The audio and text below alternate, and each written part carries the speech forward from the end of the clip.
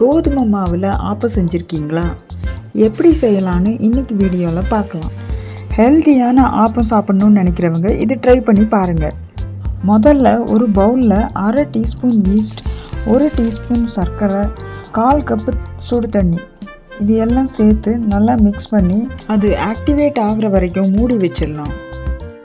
அடுத்து இன்னொரு பவுலில் 1 கப்பு கோதுமை மாவு, 1 கப்பு வடித்த சாதம், 1/4 கப்பு ஊற வச்ச அவல் இது 3ஐயும் சேர்த்து கூடவே 1/2 கப்பு தண்ணியும் சேர்த்து நல்லா மிக்ஸ் பண்ணி எடுத்துக்கலாம். அடுத்து ஒரு மிக்ஸி ஜாரில் 1/2 கப்பு தேங்காயை நல்லா அடித்து எடுத்துக்கிறேன். இங்கே துருவின தேங்காய் யூஸ் பண்ணுறதா இருந்தால் இந்த ஸ்டெப்பை ஸ்கிப் பண்ணிடலாம். மொத்தமாக நம்ம கலந்து வச்சுருக்க மிக்சரோட தேங்காய் துருவலும் சேர்த்து அரைச்சி எடுத்துக்கலாம். அரைக்கும் போதும் 1/2 கப்பு தண்ணி சேர்த்துக்கிறேன். இப்போ நம்ம மூடி வச்சுருந்த ஈஸ்ட்டு நல்லா ஆக்டிவேட் ஆகிருச்சு. அதை அரைச்ச மாவு கூட சேர்த்து கொஞ்சம் உப்பு சேர்த்து நல்லா கலந்து வச்சிடலாம். கலந்து வச்சுருக்க மாவை ஒரு மூடி போட்டு 4-5 மணி நேரத்துக்கு புளிக்க வைக்கலாம். ஒரு 5 மணி நேரம் கழித்து திறந்து பார்க்கும்போது மாவு நல்லா பொங்கி மேலே வந்திருக்கும். அரிசி மாவு ஆப்பம் மாதிரி ரொம்ப பொங்கி வராது, இந்த மாதிரி தான் இருக்கும். இது கூட 3 டேபிள் ஸ்பூன் அரிசி மாவு சேர்த்துக்கிறேன். அரிசி மாவு சேர்த்தாதான் ஆப்பம் சைடில் கிறிஸ்பியாக இருக்கும், இல்லாட்டி வழுவழுன்னு இருக்கும். மாவு கட்டி இல்லாமல் நல்லா மிக்ஸ் பண்ணிவிட்டு நம்ம ஆப்பம் சுட ஆரம்பிச்சிடலாம். நான் ஆப்பம் சுடுறதுக்கு இரும்பு ஆப்பச்சட்டி யூஸ் பண்ணியிருக்கேன். மிதமான தீயில வச்சு குக் பண்ணுங்கள். கிறிஸ்பியான ஆப்பம் ரெடி ஆயிடுச்சு.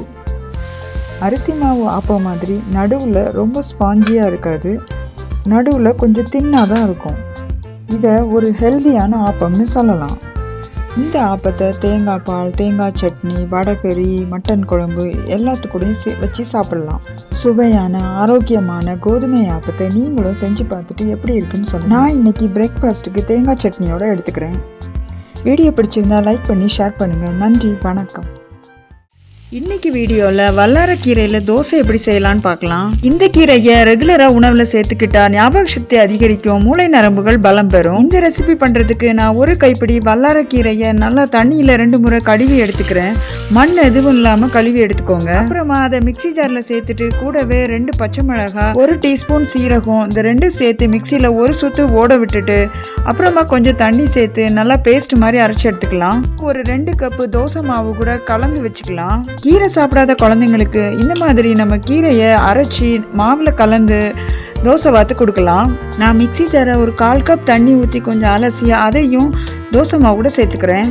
இந்த வல்லாரக்கீரை தோசையில் எந்த வித்தியாசமும் தெரியாது, குழந்தைங்க விரும்பி சாப்பிடுவாங்க. கல் சூடானதும் 2 கரண்டி தோசை மாவை நல்லா தின்னாக ஸ்ப்ரெட் பண்ணி விட்டு மேலே நெய் அல்லது எண்ணெய் ஊற்றிக்கிறேன்.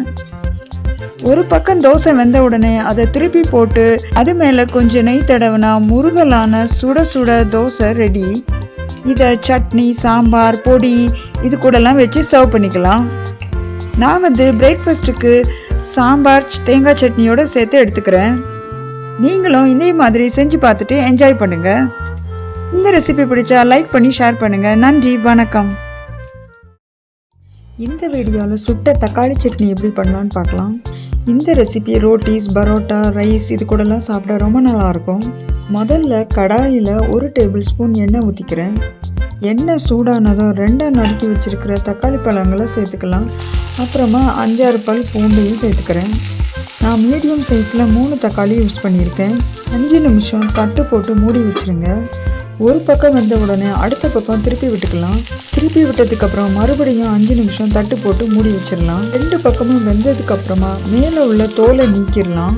இப்போது ஸ்டவ்வை ஆஃப் பண்ணிவிட்டு மேஷர் வச்சு எல்லாத்தையும் ஒன்றா சேர்த்து மசிச்சிடுங்க. தக்காளியும் பூண்டையும் தீயில சுட்டும் இதே மாதிரி பண்ணலாம். அடுத்து நான் பெரிய வெங்காயத்தை சின்ன சின்னதாக கட் பண்ணி வச்சுருக்கேன்.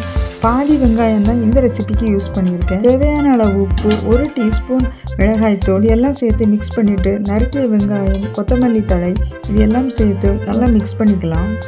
அவ்வளோதான், ஒரு ஸ்மோக்கி ஃப்ளேவரில் ரொம்ப சுவையான ஒரு சட்னி ரெடி ஆயிடுச்சு. நான் இன்னைக்கு டின்னருக்கு இதை சப்பாத்தியோடு எடுத்துக்கிறேன். தேவைப்பட்டால் கடைசியில் ஒரு 1/2 டீஸ்பூன் லெமன் ஜூஸு சேர்த்துக்கலாம். நீங்களும் இதே மாதிரி செஞ்சு பார்த்து என்ஜாய் பண்ணுங்கள். வீடியோ பிடிச்சிருந்தா லைக் பண்ணி ஷேர் பண்ணுங்கள். நன்றி, வணக்கம். இந்த வீடியோவில் குயிக்காக ஹெல்த்தியாக ஒரு பிரேக்ஃபாஸ்ட் ரெசிபி எப்படி பண்ணலான்னு பார்க்கலாம். இந்த ரெசிபி பண்ணுறதுக்கு மெயினாக ப்ரெட்டும் முட்டையும் இருந்தால் போதும். 2 முட்டையை மிளகுத்தூள் உப்பு போட்டு நல்லா அடித்து வச்சுக்கிறேன்.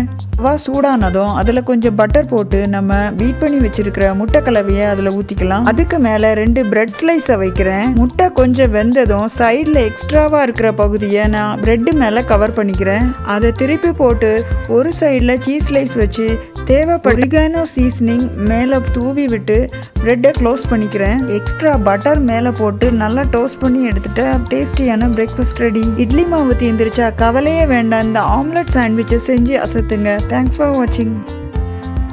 கொஞ்ச நாளைக்கு முன்னால் லிக்விட் டோ பராத்தா அப்படிங்கிற வீடியோ பார்த்தேன். அது மாவு பிசையாமல் ரோல் பண்ணாமல் ரொம்ப ஈஸியாகவே பண்ணிடலான்னு போட்டிருந்துச்சு. சரின்னு செஞ்சு பார்த்தா அது வேற ஒன்றும் இல்லை, நம்ம ஒரு கோதுமை தோசை தான். இது ஒரு இன்ஸ்டண்ட்டாக பண்ணுற தோசை. எப்படி செய்யலான்னு பார்க்கலாம்.